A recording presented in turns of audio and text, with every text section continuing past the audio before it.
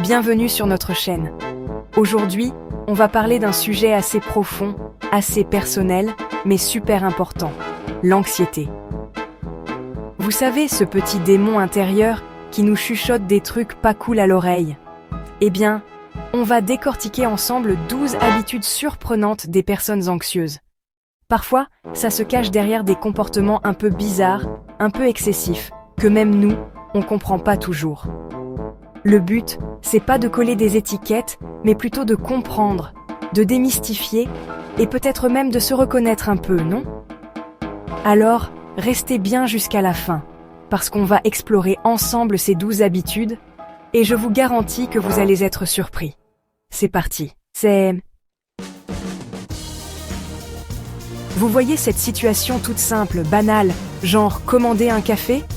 Eh bien, pour une personne anxieuse, c'est un chant de mine émotionnel. J'ai dit s'il vous plaît avec assez d'enthousiasme? Est-ce que le barista m'a jugé parce que j'ai pris un cappuccino caramel? C'est ça, l'overthinking puissance 1000. Chaque situation, chaque interaction est décortiquée, analysée, disséquée sous toutes ses coutures. Un rendez-vous chez le dentiste? Une simple soirée entre amis? On sort l'artillerie lourde? Plan A, B, C, D, checklist longue comme le bras, on prévoit tous les scénarios possibles, même les plus improbables. On est un peu comme des agents secrets de la préparation, toujours prêts à affronter l'imprévu. Sauf que des fois, ça nous prend tellement la tête qu'on finit par oublier de profiter du moment présent. Dire non, c'est un peu notre kryptonite. Pourquoi? Parce qu'on a une peur bleue de décevoir, de vexer, de passer pour quelqu'un de pas sympa.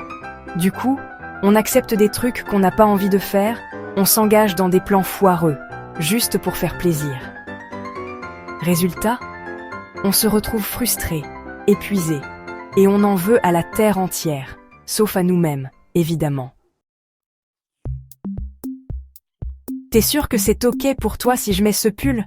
Tu penses vraiment que j'ai bien fait de dire ça? Besoin constant de validation, d'être rassuré, c'est un peu notre truc. On a besoin que les autres confirment nos choix, nos sentiments, notre existence, en fait.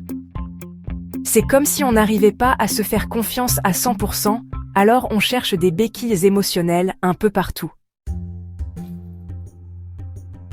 Les soirées bondées, les conversations gênantes, les regards qui vous scrutent.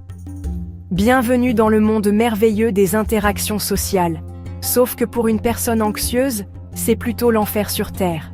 On préfère rester dans notre bulle, avec nos séries et notre plaid, loin de tout ce stress inutile. Je vais commencer demain, c'est promis. Phrase fétiche de l'anxieux chronique. On est les rois et reines de la procrastination. Pourquoi? Parce que l'anxiété, ça nous paralyse. On a peur de l'échec, du jugement, du ridicule. Alors on remet tout au lendemain, jusqu'à ce que la deadline nous explose à la figure. Faire les choses bien, c'est important, on est d'accord. Mais quand on est anxieux, on a tendance à viser la perfection absolue. Le problème, c'est que la perfection, ça n'existe pas. Du coup, on se met une pression de dingue, on stresse pour un oui ou pour un non, et on n'est jamais satisfait du résultat. Ah, le sommeil. Ce moment paisible où l'on oublie tous ses soucis. Sauf quand on est anxieux, évidemment. Là, c'est plutôt le festival des ruminations nocturnes, des insomnies à répétition et des réveils en sueur.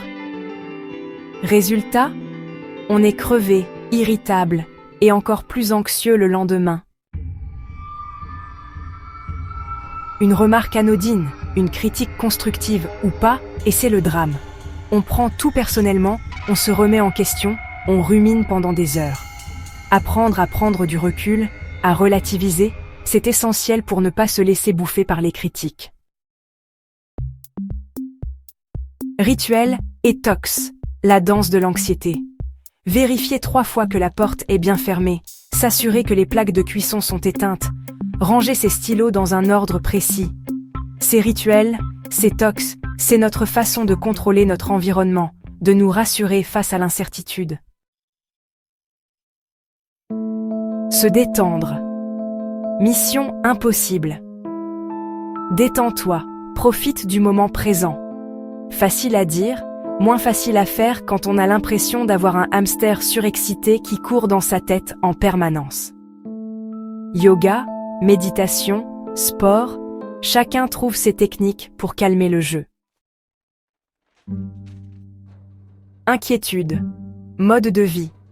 Le loyer qui augmente, la météo capricieuse, le message non lu de votre crush. On s'inquiète pour tout le temps.